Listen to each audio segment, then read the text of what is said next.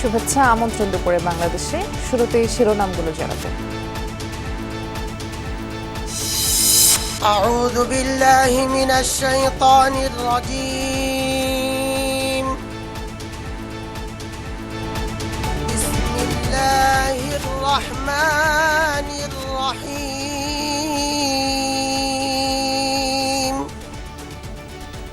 বহুল কাঙ্ক্ষিত ত্রয়োদশ জাতীয় সংসদের স্পিকার হাফিজ উদ্দিন ডেপুটি কায়সার কামাল শপথ পড়ালেন রাষ্ট্রপতি। আমি আইন অনুযায়ী সংসদের স্পিকারের কর্তব্য এবং কখনো আহত হইলে রাষ্ট্রপতির কর্তব্য বিশ্বস্ততার সহিত পালন করিব। বাংলাদেশে আবারও শুরু হলো গণতান্ত্রিক যাত্রা। অধিবেশনের প্রথম ভাষণেই বললেন প্রধানমন্ত্রী, তর্ক বিতর্ক আর জাতীয় সমস্যা সমাধানের কেন্দ্রবিন্দু হবে সংসদ। দেশে আজ থেকে আবারও সেই কাঙ্ক্ষিত সংসদীয় গণতন্ত্রের যাত্রা শুরু হলো। আমরা এই মহান জাতীয় সংসদকে সকল যুক্তি, তর্ক আর জাতীয় সমস্যা সমাধানের কেন্দ্রবিন্দুতে পরিণত করতে চাই। গুরুত্বপূর্ণ ইস্যুতে বিরোধী মতামতকে গুরুত্ব দেয়া হবে, প্রত্যাশা জামায়াতের। জুলাই সনদ বাস্তবায়নে সোচ্চার থাকবে 11 দল। তো আমি আশা করি আগামীতে এই ধরনের যে সমস্ত বিষয় আসবে আলোচনা করা সম্ভব। জুলাইয়ের মধ্য দিয়ে অর্জিত এই পার্লামেন্টে এসে ভাষণ দেওয়ার এনবিআর-এর পৃথকীকরণ নিয়ে ধোঁয়াশা কাটছে না। পদায়ন নিয়ে দ্বন্দ্বের অবসান হয়নি। শক্তিশালী রাজস্ব কাঠামোর জন্যই বিভক্তি দরকার, বলছেন বিশ্লেষকরা।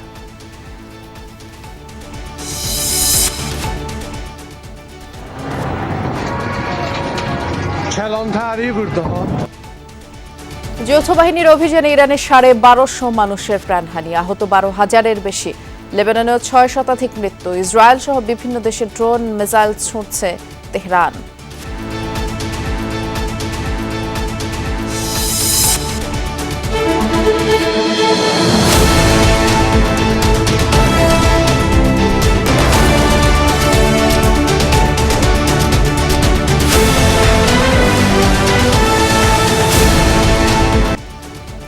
শিরোনামগুলো শুনছিলেন। এছাড়াও দেশ বিদেশে আরো খবর নিয়ে দুপুরে বাংলাদেশে নুসরাত বৃষ্টি আপনাদের সাথে আছি। শুরু হলো ত্রয়োদশ জাতীয় সংসদের প্রথম অধিবেশন। স্পিকার নির্বাচিত হয়েছেন অবসরপ্রাপ্ত মেজর হাফিজ উদ্দিন আহমদ এবং deputy speaker barrister Kaiser Kamal. রাষ্ট্রপতি মোহাম্মদ শাহাবুদ্দিন তাদেরকে শপথ পড়ান। এর আগে অধিবেশনের সভাপতি নির্বাচিত হন ডক্টর খন্দকার মোশাররফ হোসেন। সংসদের সূচনা বক্তব্যে প্রধানমন্ত্রী তারেক রহমান বলেন, এই সংসদকে তর্ক বিতর্ক আর জাতীয় সমস্যা সমাধানের কেন্দ্রবিন্দুতে পরিণত করতে চায় তার সরকার। গুরুত্বপূর্ণ ইস্যুতে বিরোধী 11 দলের সঙ্গে আলোচনা করা হবে বলে প্রত্যাশা জামায়াতের। বাংলাদেশের গণতান্ত্রিক পথ চলার এক নতুন অধ্যায়ের সূচনা। মাননীয় সংসদ সদস্যদের মধ্যে হতে একজন সভাপতিত্ব ত্রয়োদশ জাতীয় সংসদের প্রথম অধিবেশন শুরু হয় বেলা 11টায়। বিসমিল্লাহির রহমানির রহিম। অধিবেশনের শুরুতেই বক্তব্য রাখেন প্রধানমন্ত্রী তারেক রহমান। শুরুতেই জুলাই আন্দোলনে হতাহতদেরকে স্মরণ করেন তিনি। বলেন, আজ থেকে বাংলাদেশে আবারও শুরু হলো গণতান্ত্রিক যাত্রা। সরকার এই সংসদকে তর্ক বিতর্ক আর জাতীয় সমস্যা সমাধানের কেন্দ্রবিন্দু হিসেবে গড়ে তুলতে চায় বলেও জানান তিনি। দেশে আজ থেকে আবারও সেই কাঙ্ক্ষিত সংসদীয় গণতন্ত্রের যাত্রা শুরু হলো। আলহামদুলিল্লাহ, বিএনপি একটি স্বনির্ভর, সমৃদ্ধ, নিরাপদ গণতান্ত্রিক বাংলাদেশ প্রতিষ্ঠা করতে চায়। এই লক্ষ্য অর্জনে আমি জনগণের সমর্থন এবং সহযোগিতা চাইছি। আমরা এই মহান জাতীয় সংসদকে সকল যুক্তি, তর্ক আর জাতীয় সমস্যা সমাধানের কেন্দ্রবিন্দুতে পরিণত করতে চাই।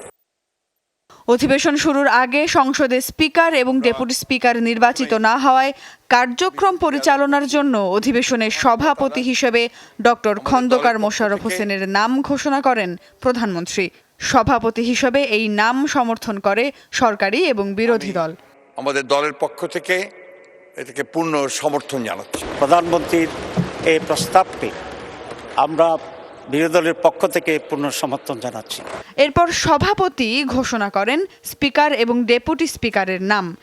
স্পিকার নির্বাচিত হন অবসরপ্রাপ্ত মেজর হাফিজ উদ্দিন আহমেদ বীর বিক্রম এবং ডেপুটি স্পিকার নির্বাচিত হয়েছেন ব্যারিস্টার কায়সার কামাল। তাদের নাম সকল সংসদ সদস্যদের সর্বসম্মতিক্রমে গৃহীত হয়। পরে স্পিকার এবং ডেপুটি স্পিকারদের শপথ পাঠ করান রাষ্ট্রপতি মোহাম্মদ শাহাবুদ্দিন।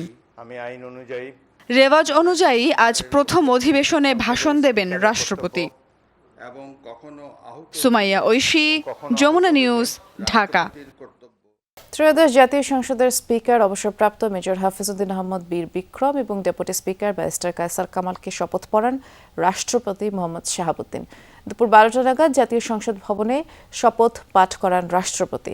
শপথ পাঠ পরিচালনা করেন জাতীয় সংসদের সচিবালয়ের সচিব কানিজ মাওলা। আর শপথ পাঠ অনুষ্ঠানে উপস্থিত ছিলেন সংসদ নেতা ও প্রধানমন্ত্রী তারেক রহমান, স্থানীয় সরকার মন্ত্রী মির্জা ফখরুল ইসলাম আলমগীর, স্বরাষ্ট্রমন্ত্রী সালাউদ্দিন আহমদ, আইনমন্ত্রী মোহাম্মদ আসাদুজ্জামান, সংসদ সদস্য গয়েশ্বর চন্দ্র রায় সহ আরও অনেকে।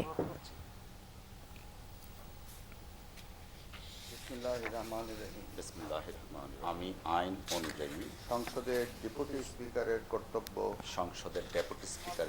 শপথ পাঠ করানোর জন্য বিনীত অনুরোধ করছি। সংসদ ভবনে আমাদের দুইজন সহকর্মী অপেক্ষা করছেন। আমরা শুরুতেই যাব সহকর্মী আরিফুর রহমান সবুজের কাছে। সবুজ, বিরতির পর সংসদে এই মুহূর্তে কি কি কর্মসূচি চলছে একটু বিস্তারিত করে জানাবেন আমাদের।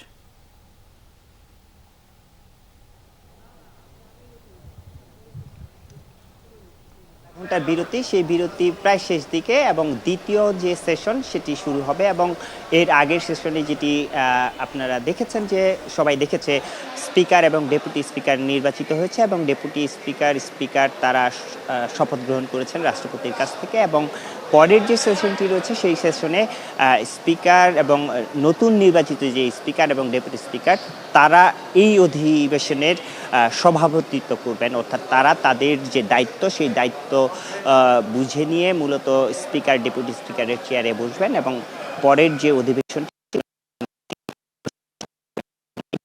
মূলত বিগত অন্তর্বর্তীকালীন সরকারের সময়ে যে অধ্যাদেশগুলো হয়েছিল, অর্থাৎ সংবিধান সম্পর্কিত যে সংশোধনের বিষয়গুলো নিয়ে আলাপ আলোচনা হয়েছে, সেগুলোর বাইরে মূলত 133টি অধ্যাদেশ জারি করেছে অন্তর্বর্তীকালীন সরকার। সেই 133টি অধ্যাদেশ এই অধিবেশনে হয়তো আমরা যতটুকু জানতে পারছি, যেহেতু এর আগে সরকার দলের যে স্বরাষ্ট্রমন্ত্রী সালাউদ্দিন আহমেদ তিনি বলেছিলেন যে এই অধ্যাদেশগুলো সংসদে তোলা হবে, সেটি হয়তো এই অধিবেশনে তোলা হতে পারে। এবং তারপরে মূলত এই অধিবেশনগুলো আমরা যতটুকু জানতে পারছি যে এই অধিবেশনগুলোর বেশিরভাগ ক্ষেত্রেই সংসদে উপস্থাপনের পর সেটি বিল আকারে পাশ করা হবে এবং কিছু কিছু এখান থেকে হয়তো বাদ যেতে পারে।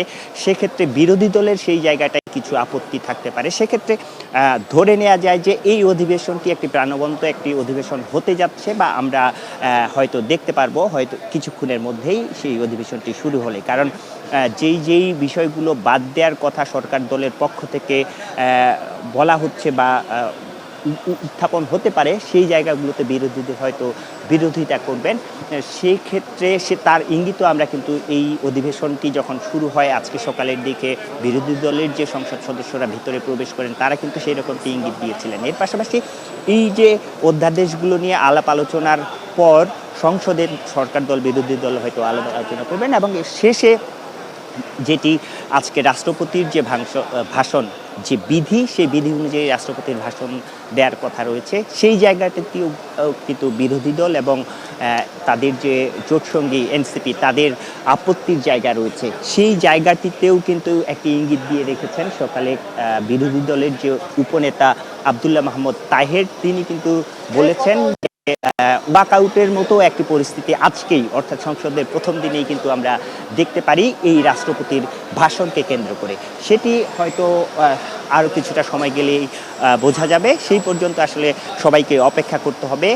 বিরোধী দল এবং সরকার দলের এই যে সংসদকে কার্যকর করার ক্ষেত্রে কতটুকু ভূমিকা সেটি কিন্তু এখনই স্পষ্ট, আজকে প্রথম দিনে হয়তো স্পষ্ট হতে শুরু করবে। দৃষ্টি নিশ্চয়ই তাই, ধন্যবাদ। আপনি বিস্তারিত জানাচ্ছিলেন সবুজ। সংসদ ভবন এলাকায় আছেন আমাদের সহকর্মী আরেফিন শাকিল, দেখতে পাচ্ছি আপনাকে। আরেফিন, সংসদের স্পিকার, ডেপুটি স্পিকার তো নির্বাচিত হলো, আজকের পরবর্তী কার্যক্রম সম্পর্কে একটু আপনি বিস্তারিত জানাবেন আমাদের। বৃষ্টি, পরবর্তী কার্যক্রম যেটি বলছিলেন যে 133টি যে অন্তর্বর্তীকালীন সরকারের সময় অধ্যাদেশ জারি করা হয়েছিল সেগুলো আইনে পরিণত করারই মূলত কার্যসূচি রয়েছে। এরপর রাষ্ট্রপতি মোহাম্মদ শাহাবুদ্দিন তিনি বক্তব্য রাখবেন এবং এর আগে আরেকটি তথ্য আপনাকে জানাতে চাই, যেহেতু স্পিকার হাফিজউদ্দিন আহমদ তিনি মন্ত্রণালয়ের দায়িত্বে ছিলেন, সেই জায়গায় ধারণা করা হচ্ছে সেই জায়গায় বা তার মন্ত্রণালয়ে আরেকজন মন্ত্রী নিয়োগ দেওয়া হবে এবং একজন মন্ত্রীকে এরই মধ্যে শপথও পড়ানো হয়েছে। আমরা কিছুক্ষণ আগে সেই ভিডিও চিত্র দেখেছি। রাষ্ট্রপতি মোহাম্মদ শাহাবুদ্দিন তিনি বিএনপির ভাইস চেয়ারম্যান টাঙ্গাইল থেকে যিনি নির্বাচিত হয়েছিলেন আহমেদ আজম খান, তাকে মন্ত্রী হিসেবে শপথ পড়িয়েছেন। যদিও এখন পর্যন্ত দপ্তরের যে প্রজ্ঞাপন সেটি হয়নি, তবে ধারণা করা হচ্ছে হাফিজুদ্দিন আহমেদ যেহেতু মুক্তিযুদ্ধ বিষয়ক মন্ত্রণালয়ের দায়িত্বে ছিলেন, হয়তো সেই মন্ত্রণালয় তাকে দেওয়া হতে পারে। এর বাইরে অন্যান্য মন্ত্রণালয় হয়তো রদবদল হতে পারে, সেটি প্রধানমন্ত্রীর উপরেই মূলত ন্যস্ত। এর বাইরে যারা সংসদ সদস্য হিসাবে এখন ভিতরে অবস্থান করছেন তারা আমাদেরকে যেমনটা জানাচ্ছেন যে সংসদের উপনেতা এখনও নির্বাচিত হয়নি, যেহেতু এটির একেবারেই খুব একটা আইনি বাধ্যবাধকতা নেই। তবে বেশ যেই কয়েকটি সংসদ এর আগে হয়েছে সবগুলো সংসদ নেতার সঙ্গে সংসদের উপনেতা থাকেন, যেটি মূলত সংসদ থেকেই যিনি যারা সরকারি দল থাকে তারাই নির্বাচিত করে থাকেন। সেক্ষেত্রে দুজনের নাম বেশ আলোচনায় জন্ম দিয়েছে বা বেশ আলোচনা তৈরি হয়েছে দুজনকে ঘিরে। একজন বিএনপি স্থায়ী কমিটির সদস্য গয়েশ্বরচন্দ্র রায়, আরেকজন আব্দুল মঈন খান। এই দুজনের ভিতরে কোনো একজনকে উপনেতা হিসাবে নির্বাচিত করতে পারেন প্রধানমন্ত্রী বা সংসদ নেতা। সেইটি হয়তো আজকের ভিতরে চূড়ান্ত হবার কথা রয়েছে। খানিক বাদে যখন একেবারেই সংসদের শেষ প্রান্তে আমরা পৌঁছাবো, অধিবেশন শেষ প্রান্তে পৌঁছাবো, হয়তো সেই সময় পরিষ্কার হওয়া যাবে। এর বাইরে যারা মূলত বিরোধী দলীয় যেসব সংসদ সদস্য ভিতরে প্রবেশ করেছেন তারা যেমনটা জানিয়েছিলেন রাষ্ট্রপতি মোহাম্মদ শাহাবুদ্দিন যখন বক্তব্য রাখবেন তারা সেই ক্ষেত্রে তারা ওয়াকআউট করার এক ধরনের তাদের সিদ্ধান্ত রয়েছে। তবে শেষ পর্যন্ত তারা ওয়াকআউট করেন কিনা সেটার জন্য অপেক্ষা করতে হবে। সেই ক্ষেত্রে তাদের সিদ্ধান্ত তারা ওয়াকআউট করবেন, কারণ তারা মনে করছেন রাষ্ট্রপতি শাহাবুদ্দিন তিনি সংবিধানের তিনি তার যে শপথ সেই শপথ ভঙ্গ করেছেন এবং সেই কারণে তার এই বক্তব্য রাখার কোনো ধরনের এখতিয়ার নেই। যদিও সরকারি দল থেকে একেবারে পরিষ্কার করে বলা হয়েছে আর সংবিধান ধারাবাহিকতা রক্ষা করার জন্যই মূলত রাষ্ট্রপতি মোহাম্মদ শাহাবুদ্দিন তিনি বক্তব্য রাখবেন।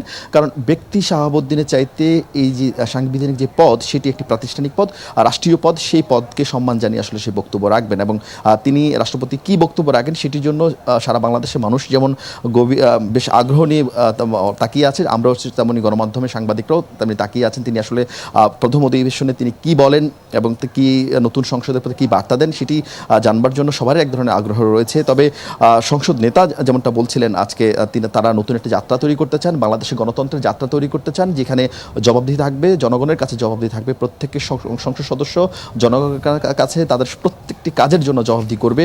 সেই রকম একটি সংসদ, সেই রকম একটি প্রাণবন্ত সংসদ, কার্যকরী সংসদ আর জাতীয় সমস্যা সমাধানের কেন্দ্রবিন্দুতে পরিণত করতে চায় এই সরকার এই জাতীয় সংসদকে, সেটি আমরা আগেও জানিয়েছি। অনেক ধন্যবাদ, আপনি বিস্তারিত জানাচ্ছিলেন আরিফিন। জন আকাঙ্ক্ষা পূরণের পাশাপাশি জুলাই সনদ বাস্তবায়নে সংসদে সোচ্চার থাকবে বিরোধী দল। প্রয়োজনে আদালতের দ্বারস্থ হওয়া এমনকি রাজপথে আন্দোলনেও নামবেন তারা বলে জানিয়েছেন জামায়াতের নেতৃত্বাধীন বিরোধী দলীয় জোটের সংসদ সদস্যরা। যখন দেখব জনগণের স্বার্থ রক্ষিত হচ্ছে, জুলাইয়ের সনদ নিয়ে টালবাহানা চলছে, তখন আমরা প্রতিবাদ করব। জুলাই সনদ বাস্তবায়নে যেন আমরা ভূমিকা রাখতে পারি এবং সেটার ভিত্তিতে আমাদের যে একটা নতুন মানবিক রাষ্ট্র বিনির্মাণ করার কথা বলা আছে, সেই নতুন মানবিক রাষ্ট্র আমরা বিনির্মাণ করতে ভূমিকা পালন করব। কিলিং প্রসেসটাকে সে সহযোগিতা করেছে জুলাইয়ের, তো সেই জায়গা থেকে তার মোরাল তো কোনো গ্রাউন্ড নাই আজকে জুলাইয়ের মধ্য দিয়ে অর্জিত এই পার্লামেন্টে এসে ভাষণ দেওয়ার। আমরা আরেকবার সংসদ ভবন এলাকা থেকে ঘুরে আসবো। আমাদের সহকর্মী আল আমিন হক অহন অপেক্ষা করছেন আমাদের জন্য। অহন, আমরা তো দেখছিলাম আজকের যেহেতু সংসদের প্রথম অধিবেশন এবং নতুন সংসদ ঘিরে খুব স্বাভাবিকভাবেই বাংলাদেশের যে সকল সাধারণ জনগণ আছে তাদের প্রত্যাশা নিশ্চয়ই অনেক। আপনার তো কথা হচ্ছে অনেকের সাথেই, কি বলছেন তারা এবং এই অধিবেশনে যোগদানের আগে নতুন এমপিরা কি কি প্রত্যয় ব্যক্ত করলেন তাও একটু আমাদেরকে জানাবেন। সাধারণ মানুষের কথা আগে বলতে চাই, বিশেষ করে এই সড়ক ধরে যারা হেঁটে যাচ্ছেন, সড়কটি যদিও সকাল থেকেই একেবারে বন্ধ করে রাখা হয়েছিল, তারপর ফুটপাত ধরে তারা হেঁটে যাচ্ছিলেন সাধারণ মানুষ, একেবারে শ্রমজীবী কিংবা দিন এনে দিন খাওয়া মানুষগুলো হেঁটে যাচ্ছিলেন। সেটি রিক্সা চালক থেকে শুরু করে অন্যান্য সেসব মানুষ বলছেন যে এর আগের সংসদ যেমনটি ছিল নিশ্চয়ই সেই ধারা এই সংসদ চলবে না, একেবারে প্রাণবন্ত একটি সংসদ, অথবা এই সংসদের কাছে সেই চাওয়াটুকুই তাদের যে জুলাই আন্দোলন যে প্রত্যাশা এবং যে স্বপ্ন থেকেই হয়েছিল সেই আন্দোলনের প্রতিফলন এই মহান সংসদে ঘটবে সেটির কথাই বলছিলেন।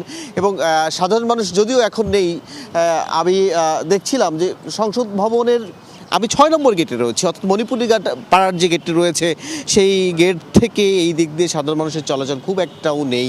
এবং আমরা দেখছিলাম নিরাপত্তা বাহিনীদের যে ব্যাপক বেষ্টনী সেটি তো সকাল থেকেই আছেই এবং এখনও আছে। সাধারণ মানুষের কথা আরও একটু বলতে চাই, এইসব সাধারণ মানুষ বিশেষ করে আমরা দেখেছিলাম যখন সংসদ শুরু হয় রাষ্ট্রপতির অভিশংসন নিয়েও কিন্তু এনসিপির একটি সেখানে অবস্থান ছিল, সেই অবস্থান ঘিরে সাধারণ মানুষ অবস্থান করছিলেন চারপাশে। এইসব মানুষেরও নানান কথা শুনছিলাম, রয়েছে তাদের ভিন্ন মত কিংবা যে মত নিয়ে এনসিপি দাঁড়িয়েছেন সেই মতের সমর্থনও, মিশ্র প্রতিক্রিয়া আমরা দেখছিলাম। এবং একই সঙ্গে আপনি যেমনটি বলছিলেন, যখন এইসব এমপিরা একেবারে নতুন এমপি ঢুকছিলেন এই সংসদে, তখনও আমরা দেখছিলাম, আপনি জেনে থাকবেন 208 জন বিএনপির এমপি আছেন, তাদের মধ্যে 146 জনই একেবারে নতুন, প্রথমবারের মতো এই সংসদে যাচ্ছেন এবং প্রথমবার গেই একেবারে সরকার দলীয় সংসদ সদস্য তারা, যে কারণে তাদের প্রতি মানুষের চাওয়া পাওয়াও যেমন বেশি। এবং এইসব সংসদ সদস্যদের আমরা দেখেছিলাম এর আগের কয়েকদিন বেশ কিছু তাদের হাতে কলমে শিখে সংসদের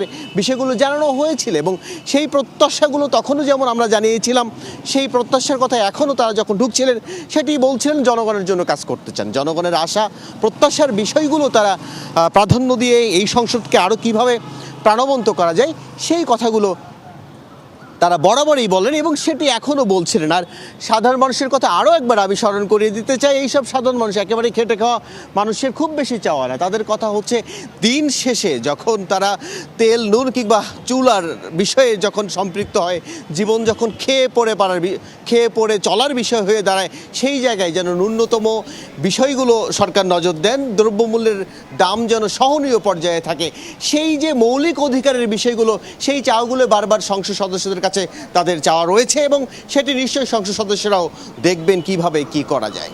নিশ্চয়ই তাই। অনেক ধন্যবাদ, আপনি বিস্তারিত করে আমাদের জানাচ্ছিলেন অহন।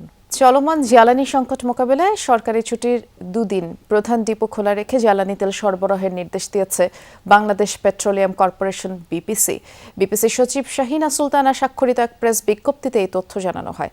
বিজ্ঞপ্তিতে বলা হয়, সরকারি ছুটির দিন শুক্রবার ও শনিবার বিপিসির অধীনস্থ বিপণন কোম্পানিসমূহের প্রধান ডিপো খোলা রেখে জ্বালানি তেল সরবরাহ করা হবে। আরও বলা হয়, জনগণের চাহিদা মোতাবেক দেশে জ্বালানি তেলের সরবরাহ স্বাভাবিক রাখার লক্ষ্যে বিদেশ থেকে আমদানি কার্যক্রম নির্ধারিত রয়েছে। নিয়মিতভাবে দেশে পার্সেল আনা হচ্ছে। রাশিয়া থেকে সাশ্রয়ী মূল্যে তেল কিনতে যুক্তরাষ্ট্রের কাছে ছাড় চেয়েছে বাংলাদেশ। ভারতকে দেয়া একই ধরনের সুবিধা বাংলাদেশের জন্য চেয়ে আনুষ্ঠানিক অনুরোধ জানানো হয়েছে বলে জানিয়েছেন অর্থমন্ত্রী আমির খসরু মাহমুদ চৌধুরী। বুধবার রাজধানীর শেরেবাংলা নগরে মার্কিন রাষ্ট্রদূত ব্র্যান্ট ক্রিস্টেনসেনের সাথে বৈঠক শেষে সাংবাদিকদের এই তথ্য জানান তিনি। বলেন, যুক্তরাষ্ট্রের কাছে তিনি দেশের অবস্থান তুলে ধরেছেন, এই বিশেষ ছাড় দেয়া হলে তা দেশের অর্থনীতির জন্য অত্যন্ত সহায়ক হবে। মার্কিন রাষ্ট্রদূত বিষয়টি গুরুত্ব সহকারে দেখবেন এবং প্রস্তাবটি ওয়াশিংটনে পাঠাবেন বলেও আশ্বস্ত করেছেন। বৈঠকে আন্তর্জাতিক জ্বালানি বাজারের পরিস্থিতির পাশাপাশি দুদেশের মধ্যে বিনিয়োগ বাণিজ্য নিয়েও আলোচনা হয়েছে। চিকিৎসার নামে তুরস্কে নিয়ে মোটা অঙ্কের টাকা আদায়ে জড়িত এক প্রতারক চক্রকে গ্রেফতার করেছে র্যাব 4। রাজধানীর বিভিন্ন জায়গায় অভিযান চালিয়ে 5 সদস্যকে ধরা হয়েছে। সকালে মিরপুরে প্রেস ব্রিফিংয়ে র্যাব জানায়, বিশ্বস্ততা অর্জনের জন্য তুরস্কের প্রতিষ্ঠান টার্কিশ ডগের ওয়েবসাইট অবিকল নকল করে একটি ওয়েবসাইট খুলেছিল এই চক্রটি। এর মাধ্যমে কিডনি প্রতিস্থাপনের জন্য রোগীদের তুরস্কে পাঠিয়ে তাদের জিম্মি করে মোটা অঙ্কের অর্থ আদায় করা হতো। আর এ নিয়ে এক ভুক্তভোগী মামলা করলে তদন্তে নেমে এসব চাঞ্চল্যকর তথ্য পায় র্যাব। অভিযান চালিয়ে চক্রের মূল হোতা সহ 5 জনকে তারা গ্রেফতার করে। র্যাব জানায়, জালিয়াতি করে গত 3 বছরে কোটি কোটি টাকা হাতিয়ে নিয়েছে চক্রটি। সবকিছু ওরা প্রোভাইড করছে। এখন এইসব মিথ্যা কথা বলে আমাদের এখানে পুলিশ অ্যারেস্ট করছে। যখন ওদেরকে বললাম যে আমাদেরকে আপনারা বাঁচান, যে আমার মারিনি, আমি কোথায়, ওনারও মা ছিলেন, ঠিক আছে, ডায়ালিসিসের পেশেন্ট, ওনাদেরকে তখন বললো যে রাজু যে আমরা তো ওনাদেরকে চিনি না, ওদের কাছে কোনো ডকুমেন্ট নেই, আমাদের মাধ্যমে আসে নাই। এই টার্কিশ ডগ বিডি ওয়েবসাইট খুলে যে মূল হোতা নুরুজ্জামান রাজু, তিনি একসময় একটি মাল্টিন্যাশনাল কোম্পানিতে চাকরি করতেন, সানোফি অ্যামেন্ডিসের মেডিকেল রিপ্রেজেন্টেটিভ ছিলেন। বিভিন্ন ধরনের কিডনি পেশেন্ট, আইভিএফ পেশেন্ট বা জটিল যে রোগসমূহের জন্য সে নিজেই এই রোগীদেরকে দেশের বাইরে পাঠিয়ে দেবে। এনবিআর পৃথকীকরণ নিয়ে তৈরি হয়েছে ধূম্রজাল। নীতি এবং ব্যবস্থাপনা এই দুই বিভাগের শীর্ষ পদে কে বসবেন মূলত তা নিয়েই বিতণ্ডা। অন্তর্বর্তী সরকার এনবিআরকে ভেঙে দুই ভাগ করে প্রজ্ঞাপন জারি করে। নতুন সরকার ক্ষমতা গ্রহণের পর সংস্কার উদ্যোগ এগিয়ে নিতে দৃশ্যমান উদ্যোগ গ্রহণ করেনি। তবে বুধবার এনবিআরে গিয়ে সার্বিক বিষয়ে খোঁজ নেন প্রধানমন্ত্রীর অর্থ পরিকল্পনা উপদেষ্টা। বিশ্লেষকরা বলছেন, শক্তিশালী রাজস্ব খাত সৃষ্টির লক্ষ্যেই বিভক্তি দরকার। অভ্যন্তরীণ আয়ের প্রধান উৎস জাতীয় রাজস্ব বোর্ড বা এনবিআর। এই খাত থেকে আদায় হয় মোট রাজস্বের 85%। সরকারের এই প্রতিষ্ঠানটির সক্ষমতা বৃদ্ধির জন্য চলমান আছে নানামুখী উদ্যোগ। রাজস্ব আদায় বৃদ্ধি এবং ব্যবস্থাপনা টেকসই করতে গেল বছর এনবিআর ভেঙে দুই ভাগ করে অন্তর্বর্তী সরকার। নীতি এবং ব্যবস্থাপনা এই দুই ভাগে বিভক্তি করে জারি করা হয় প্রজ্ঞাপন। নির্ধারণ করে দেয়া হয় দুই বিভাগের কাজের ক্ষেত্র। ব্যবস্থাপনা বিভাগ শুধু রাজস্ব আদায়, বদলি ও পদায়ন, বাজেট ব্যবস্থাপনা সহ কয়েকটি বিষয় নিয়ে কাজ করবে। আর নীতি বিভাগের তত্ত্বাবধানে রাখা হয় আয়কর, ভ্রমণ, কাস্টমস, আবগারি শুল্ক সহ পরিচালনা সংক্রান্ত নানা বিষয়। দুই বিভাগের প্রধান কে হবে তা নিয়ে তৈরি হয় বিতণ্ডা। পরে সংশোধন হয় প্রজ্ঞাপন, কাজের ধরন নির্ধারণ করে দেয় অন্তর্বর্তী সরকার। তারপরও স্বাভাবিক হয়নি সবকিছু। রাজস্ব নীতি বিভাগের সচিব পদ প্রশাসন ক্যাডার থেকে এবং ব্যবস্থাপনা বিভাগের সচিব পদে এনবিআরের কর্মকর্তাদের মধ্য থেকে দেবার সিদ্ধান্ত হলেও তা নিয়ে তৈরি হয়েছে বিপত্তি। আপত্তি দিচ্ছে একটি পক্ষ। দুই অর্গানাইজেশনের কর্মটা কি হবে সেটি সরকার যেটি করেছে আমি মনে করি সেটা স্পষ্ট নয়, কমপ্লিট নয়, এটা স্বয়ংসম্পূর্ণ নয়। আমরা এটাকে আরো স্পষ্টায়ন করেছি, আরো বিস্তৃত করেছি। তা না হলে এটা দুইটা সংস্থার মধ্যে কিন্তু আপনার দ্বন্দ্ব ওখানে তৈরি হবে। আপনি লিডার ঠিক রাখলেন, কিন্তু অর্গানাইজেশন কার কি রোল হবে, রোলকে যদি ঠিক মতো ডিফাইন না করেন তাহলে সেখানে কিন্তু আবার সংঘাত হবে। নতুন সরকার ক্ষমতা নেবার পর এনবিআর পৃথকীকরণ নিয়ে দৃশ্যমান কোনো পদক্ষেপ নেই। তবে রাজস্ব আয় বৃদ্ধির স্বার্থে বিভক্তির বিকল্প নেই। শুধুমাত্র একটা চেয়ার যাতে এখানে বিষয় না থাকে, অর্থাৎ যার অভিজ্ঞতা আছে, যিনি দীর্ঘদিন থেকে কাজ করেছেন, রাজস্ব আদায়ে যিনি কন্ট্রিবিউট করতে পারবেন, নীতি নির্ধারণীতে যিনি কন্ট্রিবিউট করতে পারবেন, এই ধরনের মানুষকে নিয়ে দুটো প্রতিষ্ঠানের যদি পরিচালনা পর্ষদ তৈরি করা হয়, তাদের মধ্যে যাতে একটা প্রপার কোঅর্ডিনেশন থাকে, যাতে আমাদের এই রাজস্ব আদায় যাতে এটার গতি বৃদ্ধি পায় এবং প্রয়োজনীয় যে রিফর্মগুলো সেই রিফর্মগুলো যাতে সরকার করতে পারে। রাজস্ব খাতের সার্বিক অবস্থা জানতে এনবিআর ভবনে গতকাল পরিদর্শন করেছেন প্রধানমন্ত্রীর অর্থ পরিকল্পনা উপদেষ্টা ডক্টর রাশেদ আল মাহমুদ তিতুমির। রিমন রহমান, যমুনা নিউজ, ঢাকা। চাকরিচ্যুত সকল কর্মকর্তা কর্মচারীকে পুনর্বহাল, বিতর্কিত পদোন্নতি ও নিয়োগ বাতিলের দাবিতে বাংলাদেশ ব্যাংকের সামনে মানববন্ধন করেছে ইসলামী ধারার 5টি ব্যাংক। ব্যাংকগুলো হচ্ছে ইসলামী ব্যাংক ফার্স্ট সিকিউরিটি, ইসলামী ব্যাংক, ইউনিয়ন ব্যাংক, আল আরাফা ইসলামী ব্যাংক, সোশ্যাল ইসলামী ব্যাংক। আন্দোলনকারীরা জানিয়েছেন, নিয়মতান্ত্রিকভাবে দায়িত্ব পালন করলেও 10,000 কর্মকর্তা কর্মচারীকে অন্যায়ভাবে চাকরিচ্যুত করা হয়েছে। 24-এর 5 আগস্ট পরবর্তী মব সৃষ্টির মাধ্যমে একটি রাজনৈতিক দলের কর্মীরা অবৈধভাবে পদোন্নতি গ্রহণ করেছে বলেই তাদের অভিযোগ। বলেন, অবসরে যাওয়া কিছু ব্যাংকারকে শীর্ষ ব্যবস্থাপনায় ফিরিয়ে এনে দখল করা হয়েছে ব্যবস্থাপনা।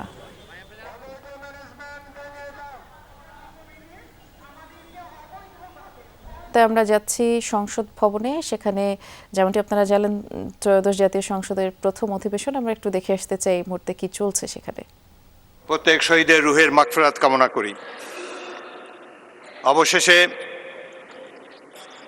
এ মাসেরই 12 তারিখে একটি সুষ্ঠু নির্বাচন, নিরপেক্ষ নির্বাচন আমরা দেখতে পেয়েছি।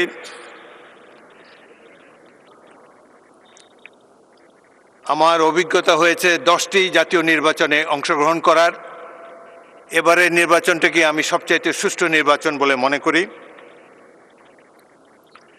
এখন জনগণ অধীর আগ্রহে অপেক্ষা করে আছেন এই ত্রয়োদশ সংসদের কার্যক্রম দেখার জন্যে। প্রতিটি নির্বাচনী ওয়াদা পালন আজ প্রত্যেক জাতীয় সংসদ সদস্যের প্রাথমিক দায়িত্ব।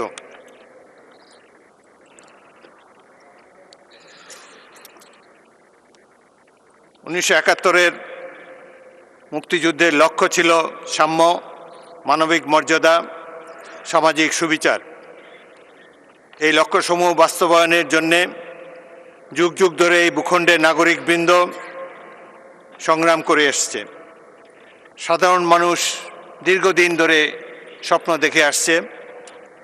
এই স্বপ্নকে বাস্তব রূপ দেওয়ার দায়িত্ব এই মহান সংসদের প্রতিটি সদস্যের। গণতন্ত্র সংখ্যাগরিষ্ঠের শাসন ব্যবস্থা। সরকার এবং বিরোধী দল উভয় পক্ষই জাতীয় স্বার্থে ঐক্যবদ্ধ হয়ে জনতার স্বপ্ন বাস্তবায়নের জন্যে সর্বাত্মক উদ্যোগ গ্রহণ করবেন, এই আশাবাদ আপনাদের সামনে বিনীতভাবে ব্যক্ত করছি। বিরোধী দল যাতে এই সংসদে কার্যকর ভূমিকা পালন করতে পারে সেজন্য আমি সর্বদাই সচেষ্ট থাকব।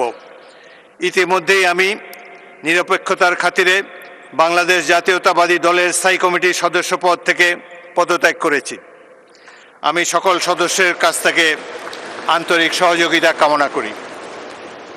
আজকের জাতীয় সংসদ হবে সকল রাজনৈতিক কর্ম এবং রাজনৈতিক এবং প্রশাসনিক কর্মকাণ্ডের প্রাণকেন্দ্র। জাতীয় স্বার্থকে দলীয় স্বার্থের উপরে স্থান দেওয়ার জন্য আমরা শপথবদ্ধ। সবার আগে বাংলাদেশ, এই হোক আমাদের মূল মন্ত্র। মাননীয় সদস্যবৃন্দ, আপনাদেরকে আবারও আন্তরিক ধন্যবাদ ও কৃতজ্ঞতা জানাচ্ছি। বাংলাদেশ জিন্দাবাদ।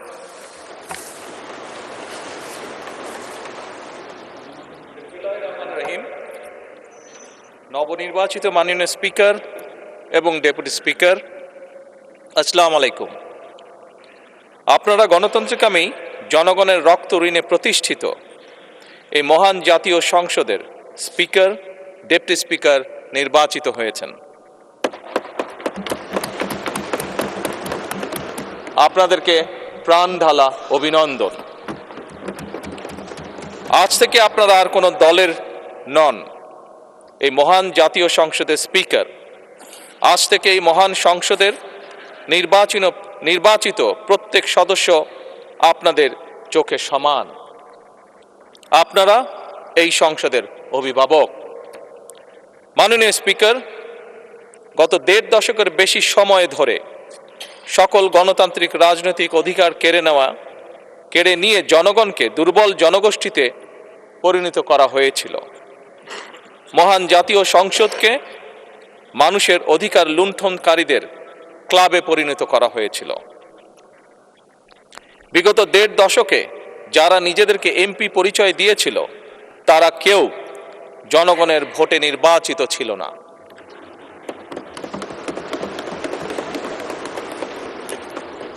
কিন্তু আজ এই সংসদে জনগণের সরাসরি ভোটে নির্বাচিত জনপ্রতিনিধিদের সংসদ।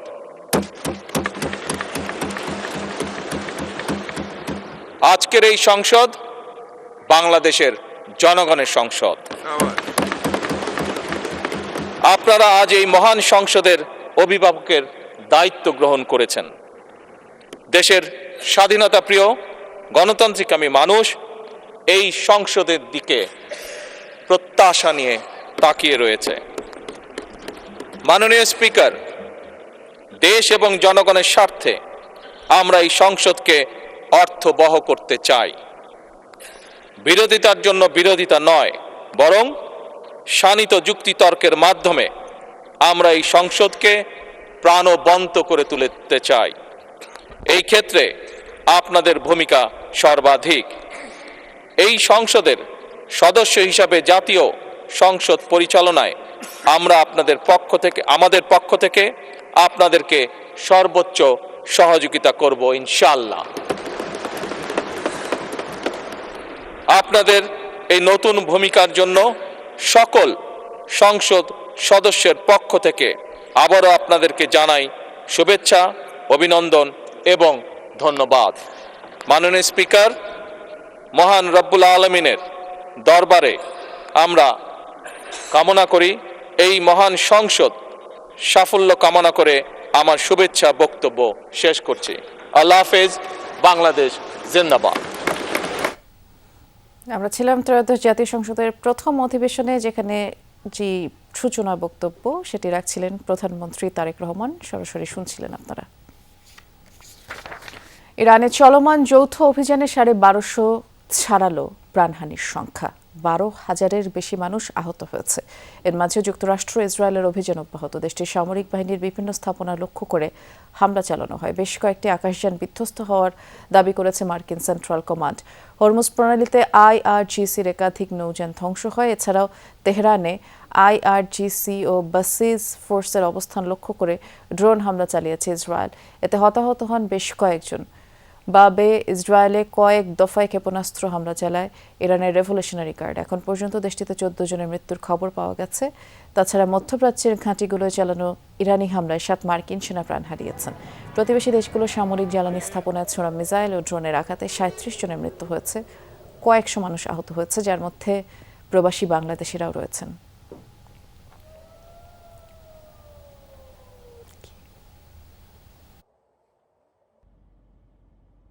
আমরা আরও একবার যাই, যেমনটি আপনারা জানেন ত্রয়োদশ জাতীয় সংসদের প্রথম অধিবেশন চলছে এবং এই মুহূর্তে বিরোধী দলীয় নেতা জামায়াত আমির ডাক্তার শফিকুর রহমান কথা বলছেন। সরাসরি শুনছি।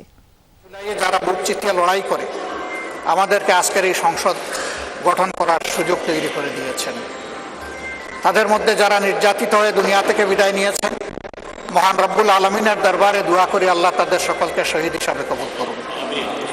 যারা আহত পঙ্গু হয়েছেন আল্লাহ তাদেরকে সুস্থতার নিয়ামত দান করুন।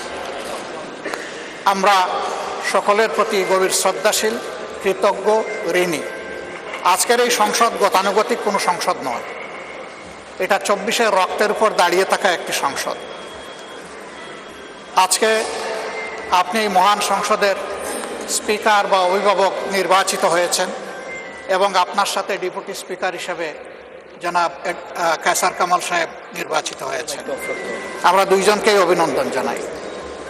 মাননীয় স্পিকার, বাংলাদেশের স্বাধীনতার পরপর 55টি বৎসর আমরা অতিক্রম করে এসেছি। এই দেশের সংসদ এবং সংসদীয় রাজনীতি সত্যিকার অর্থে খুব কম সময়ে কার্যকর ছিল। অল্প যেটুকু সময় ছিল জনগণ তার সুবিধা পেয়েছে। বেশিরভাগ সময় ফ্যাসিজমের কবলে পড়ে এই সংসদ ছিল অনেকটা দামি সংসদ, অকার্যকর। এবং আপনি যে বিরল সম্মানে আজকে ভূষিত হয়েছেন, এই জায়গায় অভিভাবকত্বের দায়িত্ব যারা পালন করেছেন অতীতে, তারা নিজের উপর, সংসদের উপর, দেশবাসীর উপর, গণতন্ত্রের উপর, মানুষের অধিকারের উপর তারা সুবিচার অনেকেই করতে পারেননি। আমরা আশা করি আপনার এই অভিভাবকত্বের জায়গা থেকে, আপনি যদিও একটা দল থেকে নির্বাচিত হয়ে সংসদে এসেছেন, কিন্তু ইতিমধ্যেই আপনি ঘোষণা দিয়েছেন যে আপনি জাতীয়তাবাদী দলের স্থায়ী কমিটির সদস্য পদ থেকে পদত্যাগ করেছেন। এখন আপনি সকলে, আমরা মনে করি আপনার কাছে সরকারি দল এবং বিরোধী দল আলাদা কিছু হবে না।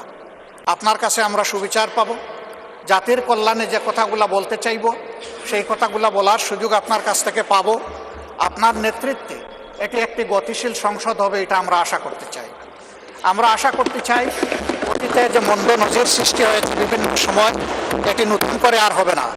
আজকের এই সংসদে অনেক তরুণ সদস্য এখানে আজকে এসেছেন।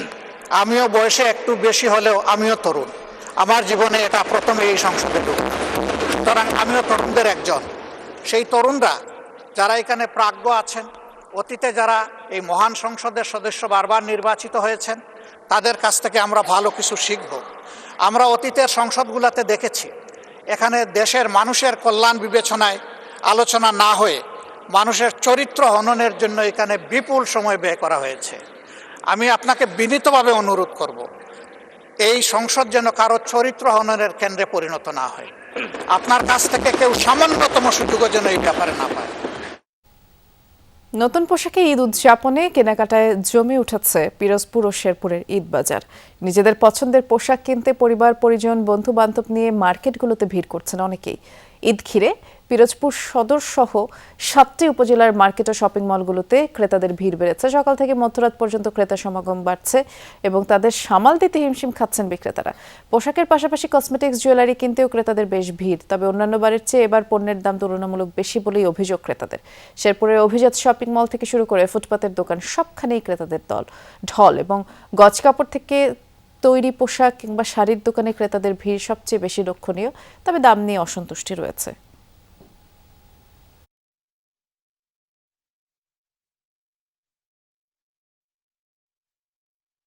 চলতেছে আর ফ্রক আইটেম আছে, এগুলিও ভালো চলতেছে, কাস্টমাররাও ভালো রেসপন্স পাচ্ছি। পর থেকেই বেচা কিনা ভালোই শুরু হয়েছে, আর এখনো আলহামদুলিল্লাহ ভালো চলতে আছে। শেষের দিকে আশা করি আরো ভালো হবে। এবার দাম গতবার মতোই সহনশীল দাম নিয়ে কোনো সমস্যা নাই। বেচা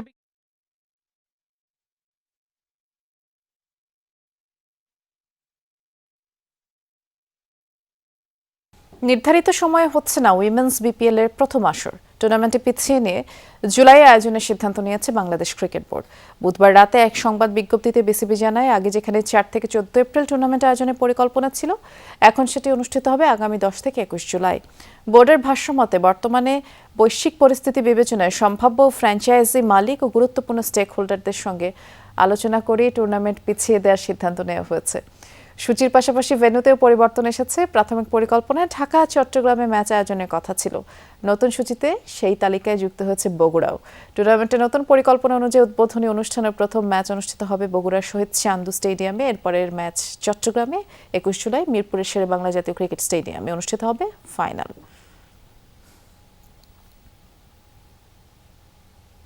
এ ছিল দুপুরে বাংলাদেশের প্রথম ঘন্টার আয়োজনে। এর পরের ঘন্টার আয়োজন নিয়ে ফিরবেন সহকর্মী মৌসুমী আহমেদ লোপা। দেখার আমন্ত্রণ রইল।